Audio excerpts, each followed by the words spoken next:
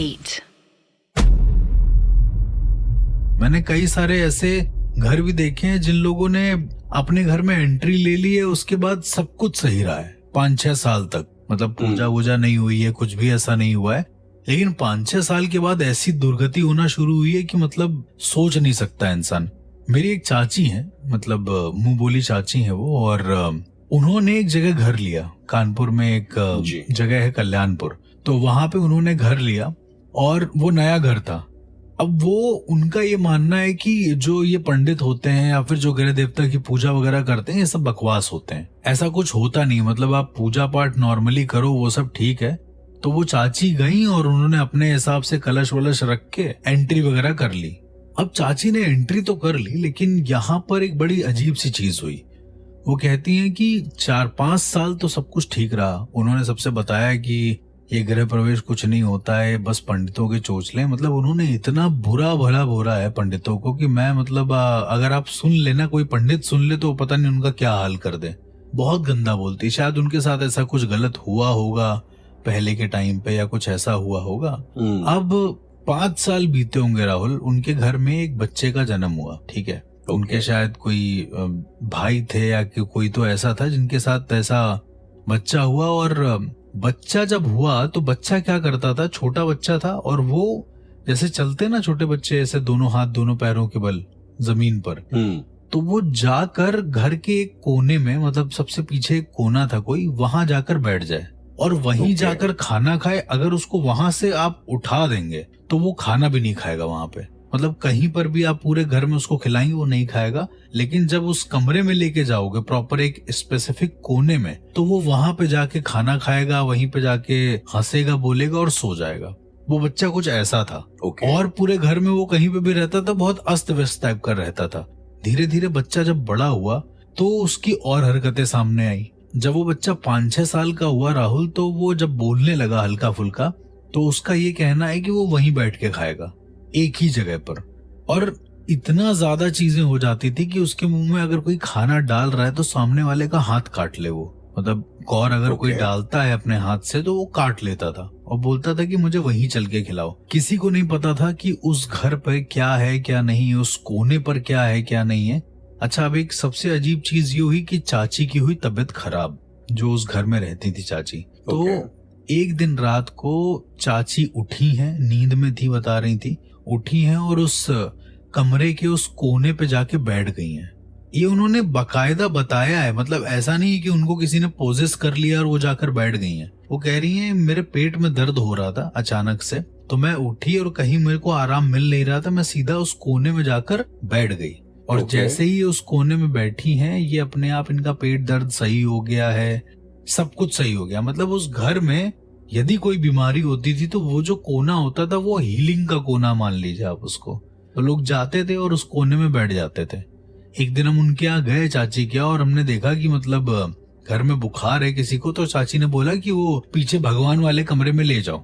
उस कमरे में कोई भगवान नहीं थे, लेकिन उस कमरे में एक कोना था, और उस कोने को प्रॉपर चाची ने जो है एकदम मार्क कर रखा था, आटे आटे से एकदम उसको सजा रखा था।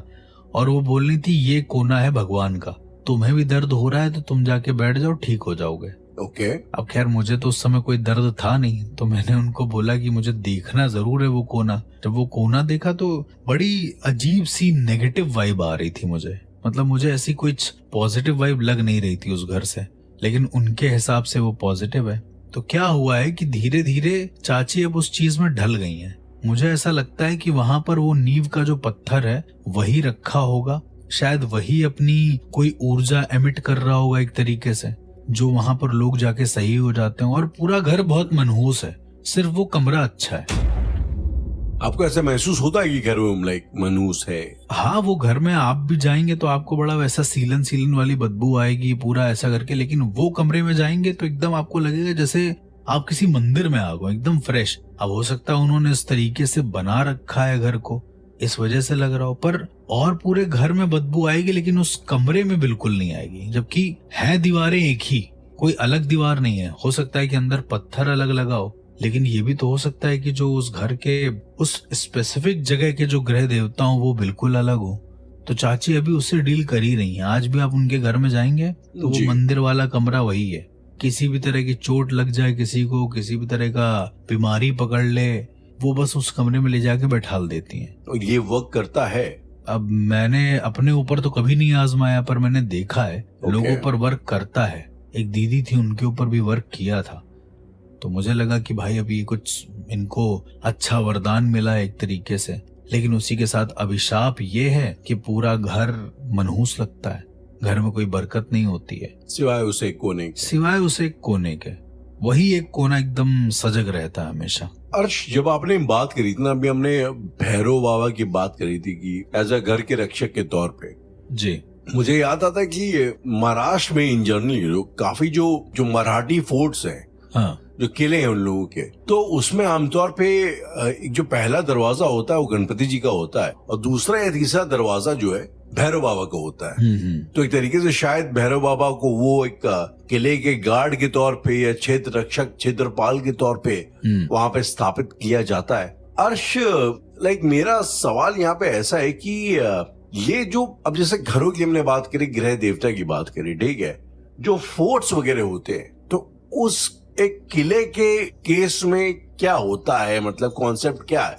जैसे एक तेलंगाना में एक किला है, वारंगल जो फोर्ट है, वहां पे कहते हैं कि वहां पे जो वहां के राजा की एक आत्मा है जो अभी भी भटक रही है, और उस फोर्ट के बारे में कुछ ऐसा बोला जाता है कि जो मुरुगन थे, मुरुगन वहां के उन्होंने एक तरीके के गृह देवता के तौर पर उनको स्थापित किया था, ऐसा कुछ तो भी था। हाँ। लेकिन जो मुरुगन होते उन्हें किया नहीं जाता, क्योंकि मुरुगन जो है वो आई थिंक वॉर के देवता हैं, ऐसा कुछ तो भी है। मुरुगन आप समझ रहे हैं ना किसकी मैं बात कर रहा हूं? कार्तिकेय जो होते हैं। हाँ, तो कार्तिकेय जो है उनको वॉर का देवता माना जाता है, और अगर वो गृह देवता के तौर पे स्थापित किए गए तो फिर घर में मतलब जब भी कुछ ना कुछ कलेश होगा। और कहते हैं कि उस फोर्ट में एक के बाद एक कलेश होते ही रहे कभी ना कभी, कंसिस्टेंटली जब से फोर्ट बना हमेशा अटैक पे, सीज पे ही रहा। तो वहाँ के गृह देवता कौन थे, मतलब किसी को स्थापित किया गया था? श्योर, मैं वही आपको, तो लोग वहाँ पे ऐसा बोलते हैं कि जो वहाँ का राजा था उसने ये मुरुगन को ऐसा अपना मान के स्थापित किया था। हाँ, और वो शायद से एक समस्या उसने क्रिएट, ये फर्क पड़ता है। अब मैं आपको बताता हूँ, इस पे दो टेक आते हैं अलग अलग। एक तो आप किसी को गृह देवता मान के उस जगह को जबरदस्ती स्थापित करो, एक होता है कि वहाँ के गृह देवता होते ही हैं कोई ना कोई। इसीलिए हमारे जब भी कभी हवन होता है या कुछ ऐसा होता है तो उन गृह देवता को स्पेसिफिक नाम नहीं दिया जाता है। आपने कभी ऐसा नाम नहीं सुना होगा कि ये हमारे घर के गृह देवता हैं। आपने ये सुना होगा कि गृह देवता को प्रणाम, सूर्य देवता को प्रणाम, इस तरीके से हवन में बोलते हैं वो लोग। वो कभी भी स्पेसिफिक नाम नहीं लेते कि इनका नाम ये है या फिर इनका नाम ये है। उसका रीजन है कि गृह देवता के बारे में तुम पता करोगे भी तो कैसे करोगे, मतलब देयर आर रिचुअल्स, तांत्रिक रिचुअल कई सारे ऐसे मौजूद हैं। व्हेन आई से तांत्रिक रिचुअल, इसका मतलब ये है कि ऐसी प्रक्रियाएं जो तंत्र के जरिए होती हैं, जिसके जरिए आप एनर्जीज को समझ सकते हैं। तो ऐसे कई सारे प्रोसीजर्स मौजूद हैं जिनमें आप नाम पता कर सकते हो, लेकिन उतना लंबा प्रोसेस अब करेगा कौन? वो सिर्फ शमशान भूमि के लिए कोई करे वो ज्यादा बेटर है। लेकिन अब जब घर के लिए होता है तो आप सिर्फ मान लें कि गृह देवता है।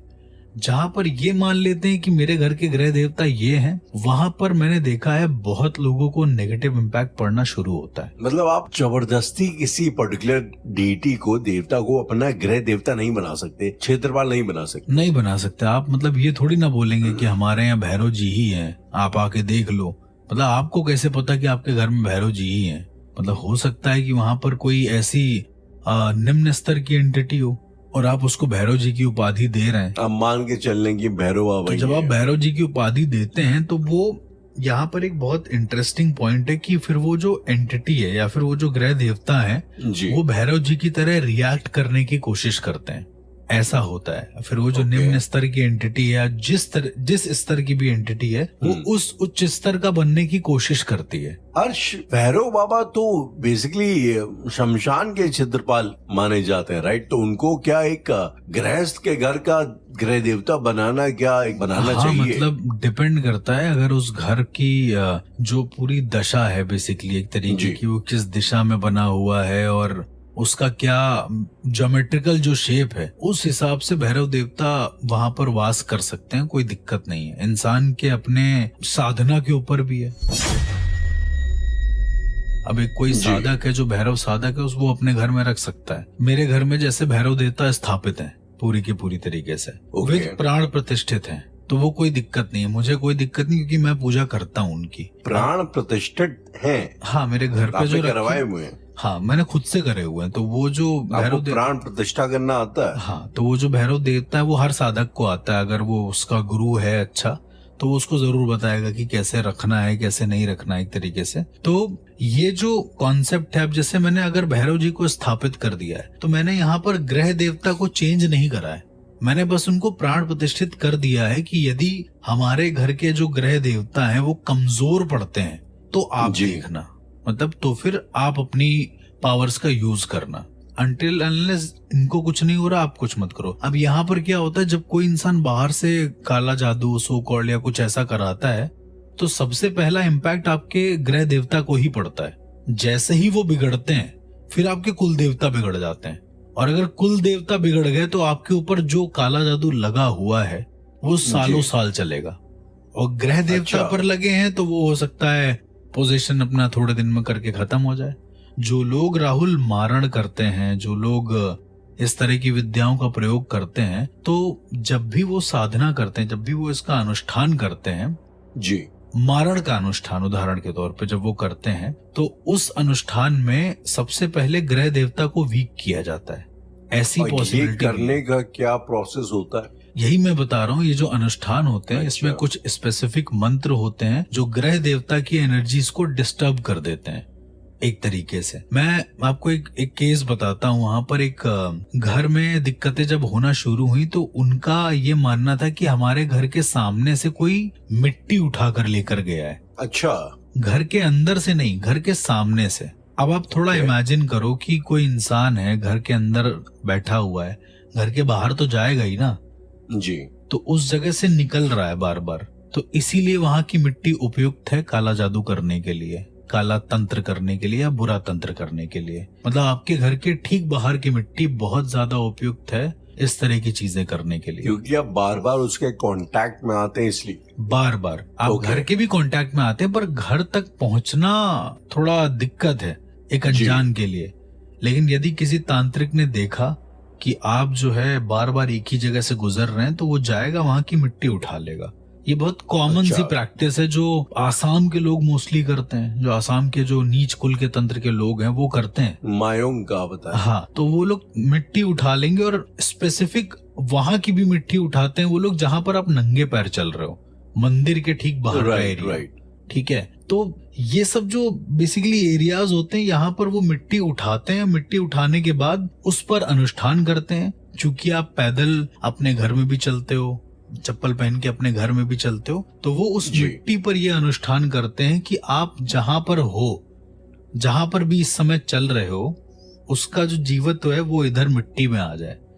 और उसके साथ साथ फिर जिस चीज के कांटेक्ट में आ रहा है वो उसको वीक करते जाते हैं धीरे धीरे। प्रोसेस लंबा होता है मारण का।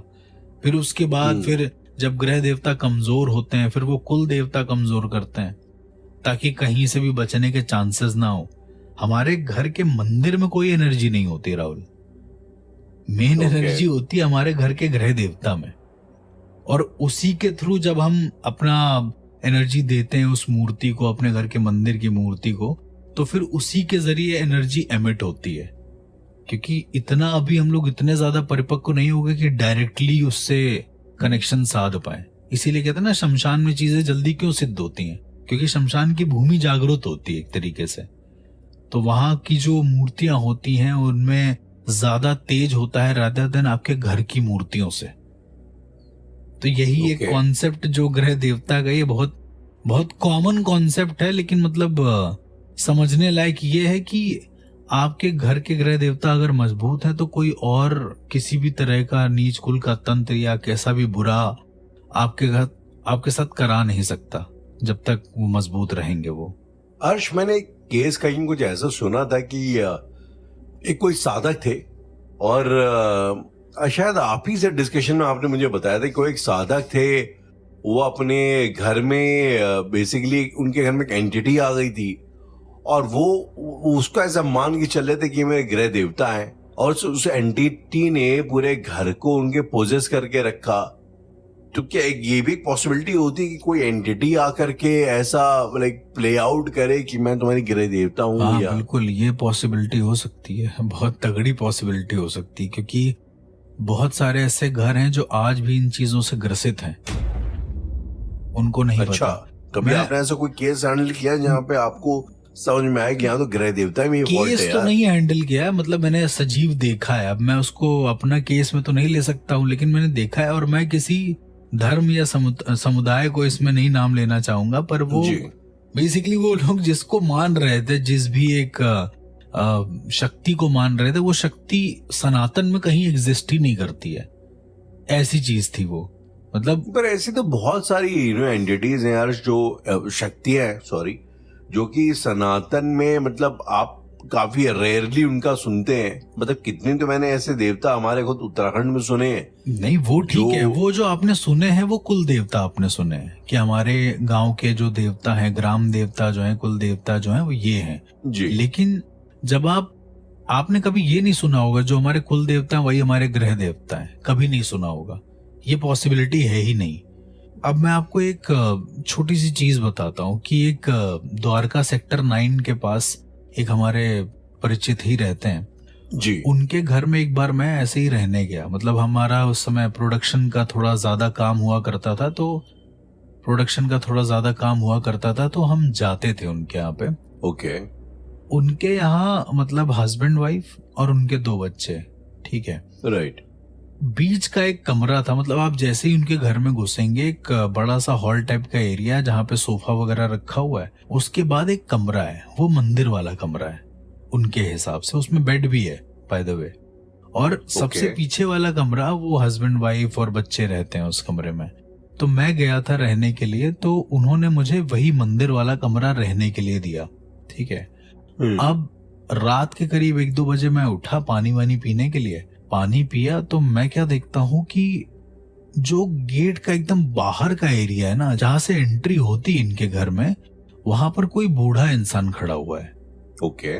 ठीक है। अब मैं रात को ही आया था उनके यहाँ पे, तो मैंने ज्यादा इधर उधर देखा भी नहीं कहाँ क्या है। और वो बूढ़ा इंसान हल्का हल्का ग्लो कर रहा है, बहुत ग्लोइश टाइप का, हो सकता है मेरा वहम हो एक तरीके का। तो मैं वहां से निकला और सीधा जाके सो गया। अगले दिन मैं सुबह उठा, नहा धो के मैंने आवाज सुनी, तो घंटी, मतलब वो बहुत डिसिप्लिन्ड घर है, तो वहां पर हस्बैंड वाइफ और बच्चे सब एक साथ खड़े होकर पूजा करते हैं। तो मैं नहा धो के गया सीधे और मंदिर में जाके खड़ा हो गया। शिवलिंग रखा हुआ था वहां पर, बहुत सारी चीजें थी, पर एक अजीब सी चीज थी, वही बूढ़े की तस्वीर भी रखी हुई थी जिस बूढ़े को मैंने पिछली रात देखा था। क्या बात कर रहे हैं? वहां पर उस बूढ़े इंसान की तस्वीर भी रखी थी। मैंने पूछा पूजा के बाद कि ये कौन है, तो उन्होंने मुझसे कहा कि ये हमारे दादा गुरु हैं। मैंने कहा मतलब दादा गुरु का क्या मतलब होता है? उन्होंने कहा कि ये हमारे घर के ग्रह देवता हैं। मैंने पूछा कि ग्रह देवता, आपको कैसे पता कि यही ग्रह देवता है? तो उनका कहना था कि रात में ये घूमते हैं हमारे पूरे घर में, और वाकई में उनका पूरा घर खुला रहता है राहुल, मतलब नीचे का गेट भी खुला रहता है। अच्छा। रात में ताला वाला नहीं लगता है। उनका ये मानना है कि इनके घर के जो ग्रह देवता हैं ये सुरक्षित रखते हैं इनको किसी भी तरह के चोर उचक्कों से, या फिर कुछ ऐसा जो एंटिटीज वाला सिनेरियो होता है उन सब से बहुत सेफ रखते हैं। मैं समझ नहीं पाया कि यार ये जो बता रहे हैं ये कैसे। मैंने उस दिन भी उनको बोला कि मैंने कल रात को देखा था, तो वो इतना कोई आश्चर्यचकित नहीं हो रहे थे। वो कह रहे हैं कि देखा होगा, वो घर में घूमते रहते हैं ऐसे ही। मतलब आम इंसान को कोई ऐसा बताया तो उसकी तो हालत खराब हो जाएगी। मतलब ग्रह देवता जो है जीवित एक, मतलब एक ऐसी एंटिटी है जो दिख रही है, तो ये सबको दिख रही है। सबको दिख रही है, मुझे भी दिख रही है, वो आपको भी दिख रही है। मैंने बताया ना, वो जो बूढ़े इंसान दिख रहे वो सबको दिखते हैं। मैंने बोला कि कभी कोई चोरी वगैरह कुछ ऐसा हुआ, तो उन्होंने बोला कि एक बार इनके घर के सामने क्या हुआ था, मतलब ये जो लोग थे हमारे दोस्त थे, इनके घर के सामने कोई चोर वोर आए और अपना चुरा के सामान ले गए, लेकिन औरत का गला काट दिया। इनके मोहल्ले में ऐसा हुआ। लेजिट ये कांड हुआ था, ठीक है। ओके। तो उसके करीबन 2-3 महीने बाद वही चोर या फिर कोई और चोर गिरोह होगा उनका कोई ना कोई, वो चोर इनके घर में भी प्रवेश करते हैं। इनके घर के सामने जो मतलब इनके घर का जो मेन गेट है वो खुला रहता है हमेशा। प्रवेश करते हैं, 2nd फ्लोर पे रहते हैं, 2nd फ्लोर पे आए वो चोर, इनके कमरे में घुसे, मंदिर वाले कमरे में स्पेसिफिक, और ये बता रहे हैं, अब देखो ये उन्होंने बताया है, मैं इस बात की पुष्टि तो नहीं करूंगा, वो कहते हैं कि वो पूजा करने लगे मंदिर में, पूजा करके निकल के चले गए।